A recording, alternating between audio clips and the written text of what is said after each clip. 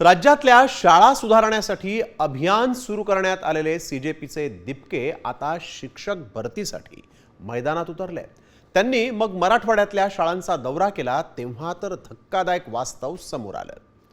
कशा आहेत या झेडपीच्या शाळा, दिपकेंनी काय पाहिलं पहा या रिपोर्टमध्ये। शिक्षक भरतीसाठी दिपकेंचं आंदोलन। झेडपी शाळेत दारुडे शिक्षक, दयनीय शाळा। स्कूल ठीक करो अभियानातून शाळा सुधारणार। केंद्रीय शिक्षण मंत्री धर्मेंद्र प्रधानांच्या राजीनाम्यानंतर स्कूल ठीक करो अभियान सुरू करणारी सीजेपी आता शिक्षक भरतीसाठी आक्रमक झाली आहे। मराठवाड्यातल्या अपुऱ्या सोयीसुविधा आणि शिक्षकांच्या कमतरतेमुळे शाळांची अवस्था दयनीय झाली आहे। अभिजित दिपकेंनी हिंगोली जिल्ह्यातील MIDC लिंबाळ्यातील एका शाळेची पाहणी केली। यावेळी त्यांना धक्कादायक चित्र आढळून आलं। इथली अवस्था पाहताच भडकलेल्या अभिजित दिपकेंनी पुन्हा आंदोलनाचा हत्यार उगारत ठिय्या मांडला। जोपर्यंत शिक्षक भरती होत नाही तोपर्यंत आंदोलन सुरूच ठेवण्याचा इशारा दिपकेंनी दिलाय। जिथं जेवण बनते, जे किचन आहे ते किचन कोसळू कधीही शकतं, ते गळतं तर आहेच आणि ते कधीही कोसळू शकतं अशी अवस्था आहे। जे बाथरूम आहेत, बाथरूममध्ये नळ नाहीये, पाणी सोडा, नळच नाही तर पाणी कुठून येईल। आणि तिथं मला स्टुडंट्सनी सांगितलं की टीचर त्यांना झाडू मारायला लावतो रोज सकाळी। तर ही अशी अवस्था, अतिशय घाण कंडिशनमध्ये तिथं मुलं शिकतायत। म्हणजे जे मंत्री असतील त्यांचे जनावर एखाद्या वेळेस चांगल्या सिचुएशन मध्ये राहत असतील, पण ते मुलं ज्या सिचुएशन में शिकता है अतिशय वाइट। हम लोगों को ऐसे ही आगे लड़ते रहना है।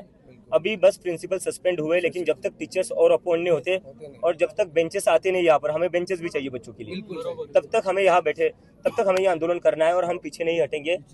अभी और लड़ना है तो सारे लड़ेंगे ना साथ में।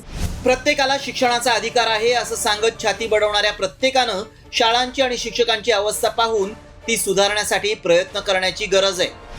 देशभरात तब्बल 1 लाखांहून अधिक शाळा एक शिक्षकी आहेत। राज्यातील तब्बल 9,239 शाळा एका शिक्षकाच्या भरवशावर आहेत। राज्यात 30,000हून अधिक शिक्षकांची पदं रिक्त आहेत। शिक्षण देणारे शिक्षकच वर्गात उपलब्ध नाही आहेत। अनेक अशैक्षणिक कामं त्यांच्याकडे आहेत आणि काही उरले सुरले शिक्षक यांद्वारे शिक्षक ज्ञानदानाचं काम करीत आहेत। म्हणजे एकीकडे विद्यार्थ्यांची शाळेची गुणवत्ता वाढावी यासाठी शासन आग्रही आहे, परंतु मला शासनाला हे सांगावंसं वाटेल की विद्यार्थ्यांची आणि शाळेची गुणवत्ता वाढवणं ही जशी आपली आग्रही भूमिका आहे, त्याचप्रमाणे संबंधित शाळेमध्ये त्या प्रमाणात गुणवत्ता वाढवणारे शिक्षकसुद्धा उपलब्ध करून देणं ही सुद्धा शासनाची जबाबदारी आहे। राज्यातल्या सरकारी शाळांमधल्या दयनीय अवस्थेविरोधात सीजेपीनं शाळा सुधार मोहीम सुरू केली आहे।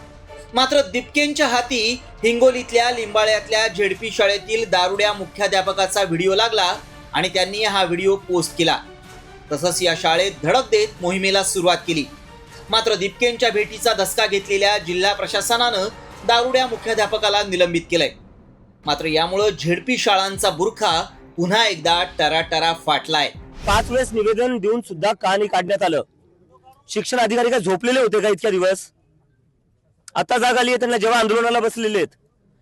तुमचे स्वतःचे मुलं तुम्ही प्रायव्हेट स्कूलमध्ये टाकता, तुमच्याकडे जबाबदारी आहे सरकारी स्कूल सांभाळायची। तुमच्याही मुलांना इथं टाका। जेवढे शिक्षण अधिकारी आहेत त्यांनी सगळे आपल्या मुलांना सरकारी शाळेत टाकलं पाहिजे, मग त्यांना कळेल या गावकऱ्यांच्या मुलांना काय झेलावं लागतं इथं। राज्यात शिक्षणाचा दर्जा सुमार असल्याचं अभिजित दिपकेंच्या स्कूल ठीक करो अभियानाच्या काही दिवसातच समोर आलंय।